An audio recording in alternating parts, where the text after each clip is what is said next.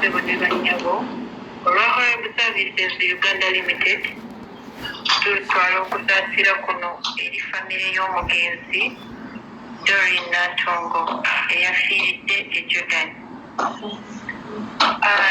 Tutwala okutegeeza eri eggwanga nti Doreen Natongo teyayitira mu kampani ya Horeb Services nga bwe kigambibwa ku mikutu, kubanga ffe nga kampani ya Horeb Services tuyina ennono yaffe. Omwana waffe bw'aba ayitira mu kampani nga tugenda mutwala aleeta omuntu asobola okumuyimirira, katugambe nga maama we oba taata we oba ssenga we, omuntu yenna aba amusingako ku myaka ate ng'agenda kusigala mu ggwanga lino.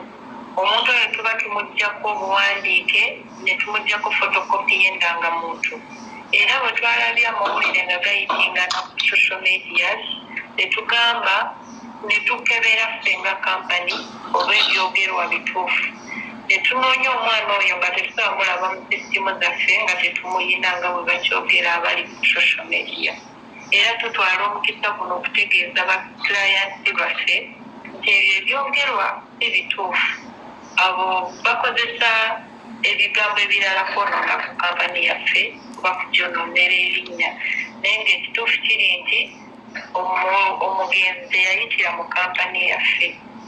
Bw'aba yayitirayo ffe tusigala ne boodi ne tusigaza ebintu ebyokulaga nga next of kin oba omuntu eyamuyimirira yasayininga.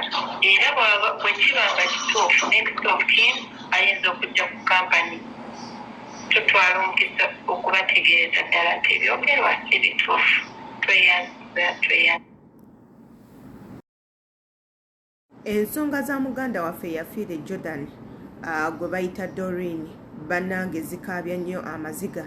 Munnange anti agenda kuba nga aziikibwa mu Dungu, agenda kuziikibwa e Jordan kubanga famire bagisabye ssente empitirivu ddala miliyoni 11 okubanga basobola okuzza Omulambo. Wabula famire bwe yaddukidde ku kampuni neeba nga yeegaana omwana oyo ng'egamba nti tebamuyina mu bitabo, si be baamuleeta era ebyogerwa byogerwa mu bukyamu, era ne bagamba tebalina buvunaanyizibwa bwa Mulambo, n'olwekyo bayinza okuba nga tebagenda kubanga babayamba.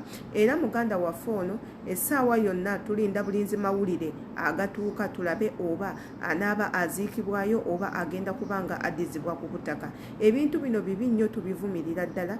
Abaana bangi abazze nga bafa kampuni zaabwe ne zisalawo okugamba nti nno tezirina buvunaanyizibwa eri abo abantu abafudde. Baagala nnyo okwewala badeni ey'okuba nga omuntu afiiridde Bulaaya ate nga tebaagala kubeera nga banenyezebwa ku ki ekiba kigenze mu maaso. Ebintu bino bikyamu nnyo ddala. Muganda waffe ono bwe yali omulwadde obutambi bwe bwayitingana bungi nnyo ne tubusharinga ku mikutu gya intaneti gyonna nga twetaaga buyambi. Omwana ono abeere ng'ayambibwa mu bwangu, abeere ng'atwalibwa mu ddwaliro, sinakindi abeere ng'addizibwa ewaka ng'akyali mulamu. Wabula kampuni yasalawo neemugaanira paka muganda waffe ono we yassa omuka gwe ogw'enkomerero. Guno omulanga ngukubira mmwe mwenna abaana bankuba kyeyo bakadaama nti embeera yo wootuuka ng'owulira mbi tokyasobola, tokaka bulamu, tokaka embeera. Beera nga gwe kennyini wedduukirira mu bwangu olabe nti nno otaasibwa oddeyo waka. Totuula ku kampuni kutereka, kampuni tegenda kufaayo. Bagenda kuteeka indos obeere nga omira panado, naye nga ekirwadde ekikuluma kyetaaga immediate saving, kyetaaga immediate help. Baganda bange mubeere nga mwerwanako. Obulamu bwammwe bwe mumala okuva mu bulamu obwensi, kampuni zino zo munnange tezifuna na loosi, teziba mu loosi yadde n'omulundi n'ogumu, kubanga igwe ssente ezaakuleeta baazijjayo dda, baakusasula dda, era obeera awo nga bagamba oba ofafa oba genda ogende. Bannange ebintu bino bibi nnyo. Muganda waffe ono tubadde tukyatunula nnyo mu musango gwe nga tugezaako okwogera ne kampuni ya Horeb tusobole okuba nga tukakasa ebituufu ebigambibwa, naye munaye message evuddeyo munnange yeeyo. Kati ziweze ennaku 6 bukyanga muganda waffe afa. Kitalo nnyo nnyo ddala.